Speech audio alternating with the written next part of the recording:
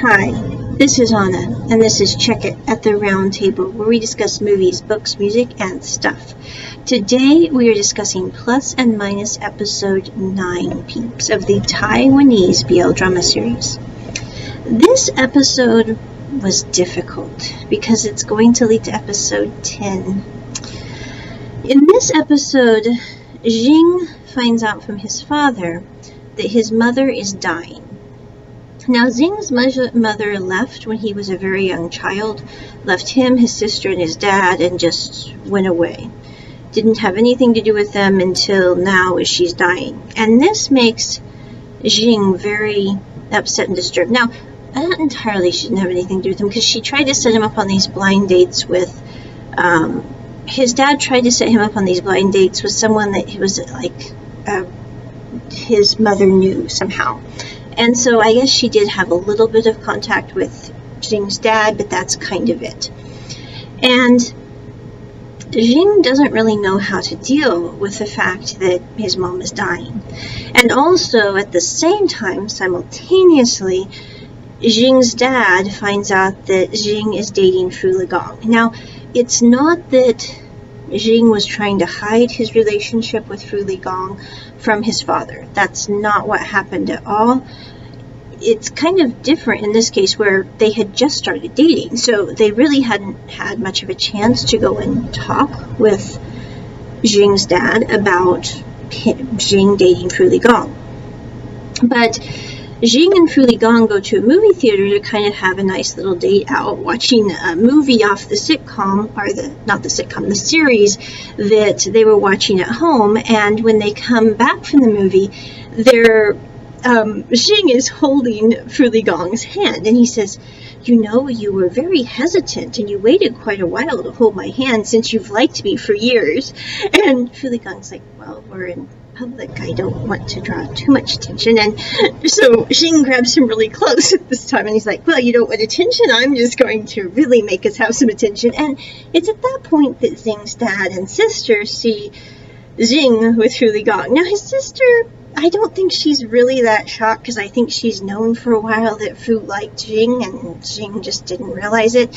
But Jing's dad is very upset, and I really get kind of annoyed by parents like this, because they're like, "We want you to have a family and a nice life." And I'm like, what makes it so they can't have a family and a nice life? I mean, it's 2022, peeps. It's not, 1901, and even if it were, there's nothing to say they couldn't have a nice life. So I'm just saying, I think it's kind of zany, in honest opinion. So anyway, Jing's dad is disturbed by the fact that Jing is dating Fu Ligong. Not because he has anything against Fu Ligong. I think he likes Fu Ligong as a person, but he's like, if Jing ends up with Fu Ligong, then what about my grandkids? And what about my happy life? Now, I do have to say, I don't really see Jing really caring whether or not he has kids. I don't see that being a huge consideration for him, simply because I think he would be worried about being a parent, given the fact that his mom left him, and that kind of has traumatized him quite a bit in his life. Now, Fu Ligong, I see him wanting kids, being happy with kids, and eventually Jing would be okay with that. So anyway, we don't know. We haven't had a sequel yet, so no idea yet. But at this point, Jing's dad's like, what about you having a happy life? What about you having basically a cookie cutter life like everyone else, like your mother would have wanted you to have, and she's dying now? You really need to think about this. And in the middle of all this contortion, as it were, is Fu Ligong. And I think, by the end of this episode, and especially in episode 10, people were really mad at Fu Ligong. In the comments on like Vicky Rukaton, for example, or YouTube, they were like, Fu Ligong is going to dump Jing, and that is so wrong of him. It's so unkind. He really, really needs to apologize. And I'm going, Fu Ligong is doing exactly what any thoughtful humanoid who would think this through to the nth degree would do. Not because he doesn't care for Jing, but because he does, and he doesn't want Jing to be inconvenienced in any way. I think that for those of us who overthink things to the nth degree, dating is extremely problematic because we're constantly thinking about the best for that other person and we want to protect them from harm, and in so doing we overthink things and we try to figure out everything that could possibly go wrong, and you can't ever do that. So it's kind of one of those catch-22 things where you're damned if you do and damned if you don't. And in this case, Fu Gong is there for Jing, and I think that this episode really showed how thoughtful Fu Gong was. Because like when Jing was sitting there on the couch, completely like cuddling up his pillow and stressed because his mom is dying and he doesn't want to do the wrong thing as her son, but he really doesn't know what the right thing as her son is to do since she walked out of his life and had nothing to do with him. And he's like, I don't want to make my dad mad, and I don't want to make my mom wasn't there for me, so what do I do? And I love what Fu Gong does, because he just comes up and he sits on the floor beside Jing in this one scene as Jing's on the couch holding the pillow. And then he kind of sets up just a little bit from the floor and he takes the pillow out of Jing's clutches, and then he grabs Jing's hands and puts them around his waist and he says, I'm always going to be here for you. And the thing I think you need to realize, Jing, is even if people are madder than hell at one another, basically, I mean, Fu doesn't say this, I do, because of where I came from, they will still, at the very end, if they love each other, that will dissipate. They won't be thinking of all the anger they had toward each other. They will instead be thinking of the fact that I love this person. That's what they'll remember at the very end of everything. Even if they spent their years apart, even if they were mad at one another, they're not going to remember that. They're going to remember the fact that they love this person. And then he says, I'm always going to be there for you. I'm always going to be here for you, Jing. And I think, in a way, the reason that Fu Gong does what he does in episode 10, which is coming up, is because of what he says in this one scene. Because he says, I'm always going to be there for you. And what I think happens for Fu Gong, and again, this is just on his opinion watching the drama series several times, but anyway, is he's sitting there going, the best way for me to be there for Jing is to make sure Jing can keep his dad happy and his relationship with his dad and his sister, because they are his family. And if that means I can't be his person, then I'm going to bear the brunt of that. I'm going to be the one who isn't in his life romantically, so that he can be having that relationship with his family, because family is extremely important. And I think that it reminds me of Tutor and Fighter in What Are You?, which I thought was a really dreadful series and very poorly made. No offense to anyone who likes that series, but Tutor and Fighter, the one thing that I did like about that series is they were a great couple. If something came up, they were Johnny on the spot for one another, which you never see in couples in real life. Usually it's like something bad happens and one person will be there for the other, but when something bad happens to the other person is probably not going to be there for them in the same way that they were there for them. Not to be bad, it's like usually one person is more active in the relationship than the other, which is, I think, very unbalanced. But, whatever works for people. But with Tutor and Fighter, when Tutor broke up with Fighter, it wasn't because he hated Fighter. It was simply because he sat there and went, I can't cost Fighter his dad. I can't cost Fighter his chance at what people call a perfect life, because Fighter likes me. Ergo, I will bear the brunt of this. I will let Fighter be mad at me, and that way he can have a good life. But the thing that I think they aren't factoring in is that other person's good life might not be a good life if, for example, Tutor wasn't in Fighter's life. Because I think for Fighter, Tutor really helped him bring out the better qualities in him. I mean, Tutor, he had a very good sense of, this is right, this is wrong. And I think that moral compunction, if you will, really helped Fire be a better person too, because I think as a couple they were a very strong couple in the fact that they both had each other's backs, but they also both really worked at the relationship and worked to make the world a better place together rather than apart. In the same way, I think with Jing and with Fu Ligong, those two as a couple are better because, number one, they know each other's strengths and weaknesses. They know what makes each one of them tick. They've lived around one another for about 30 years. They're not going, I mean, I'm sure there could be surprises that pop up along the way, but for the most part, they're going to know where they stand with one another.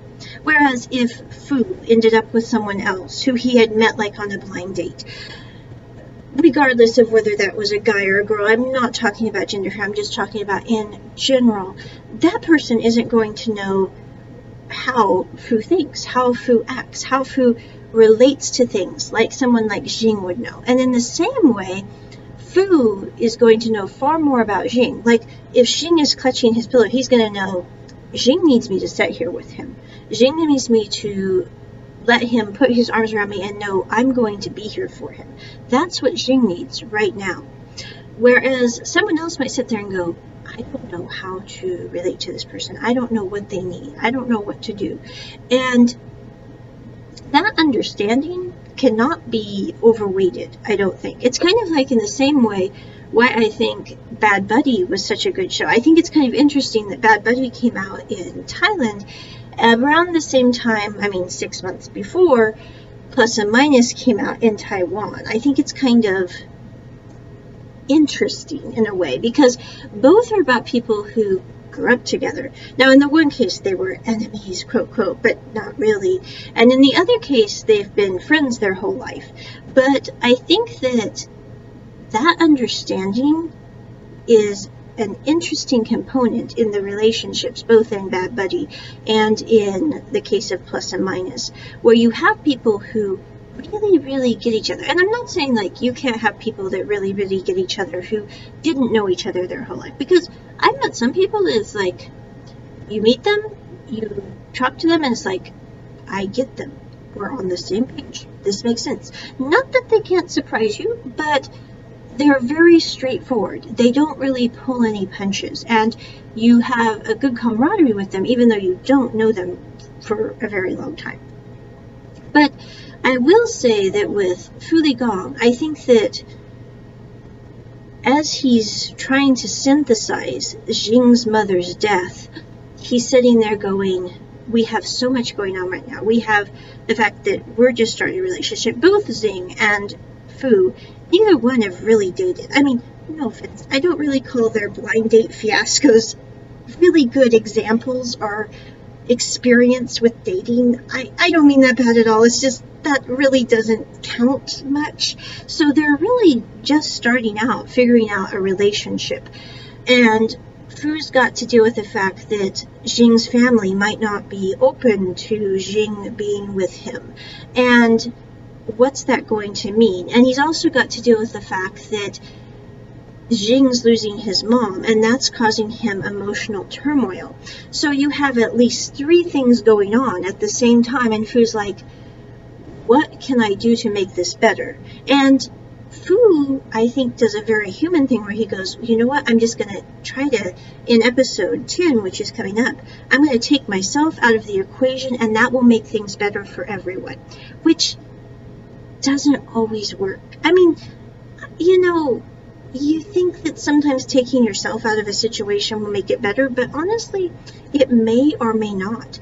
And in this case, I think it definitely didn't. But I don't think it's something that, people got really agitated at Fu in this series. And they were like, Fu needs to massively apologize. Fu is such a terrible person for doing this to Jing at this time. I'm going, Fu did exactly what most people would do if they were uber considerate of another human being, and they thought that that human being was not only going to lose their mom, who had just passed away, but also lose their dad because he couldn't accept the fact that Jing was in a same-sex couple relationship. So I don't blame Fu at all for what's coming up next. I think it's very sad because Jing doesn't stop to ask questions. I mean, I think the one thing that I think would have made this series a little better is Jing is not the sharpest tool in the shed. I don't mean that bad about Jing at all. I mean, he has some very likable qualities, and I think he was the perfect person for Fu, and Fu was the perfect person for Jing, because they really balanced out their strengths and weaknesses. But when the next episode comes up, Jing doesn't ask questions.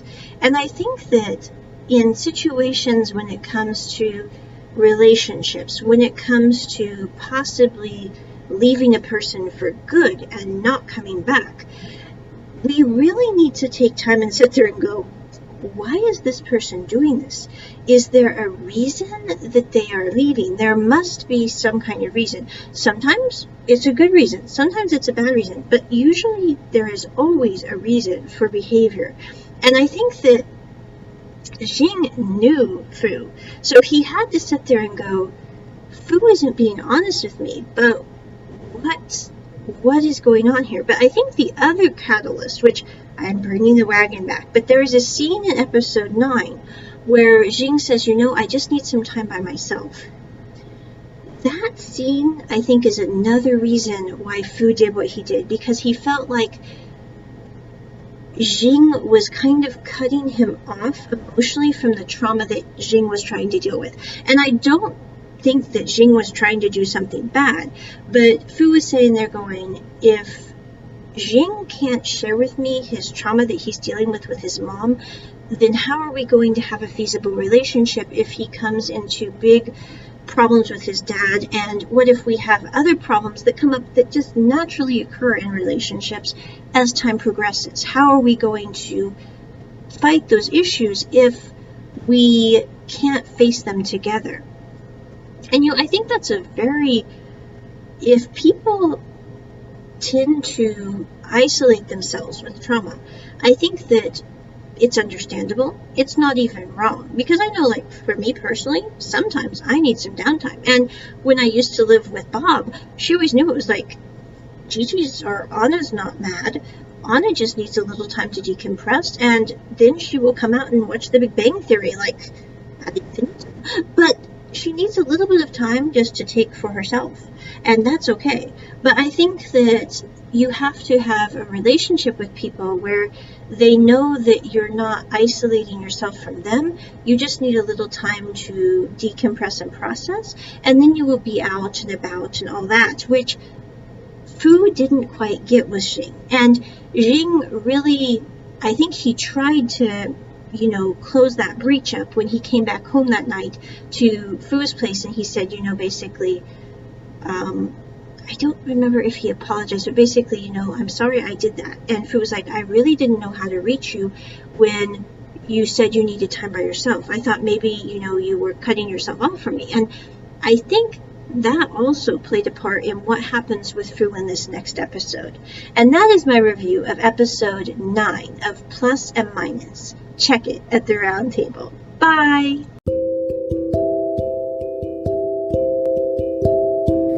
Hi, this is Anna, and this is Check It at the Round Table, where we discuss movies, books, music, and stuff.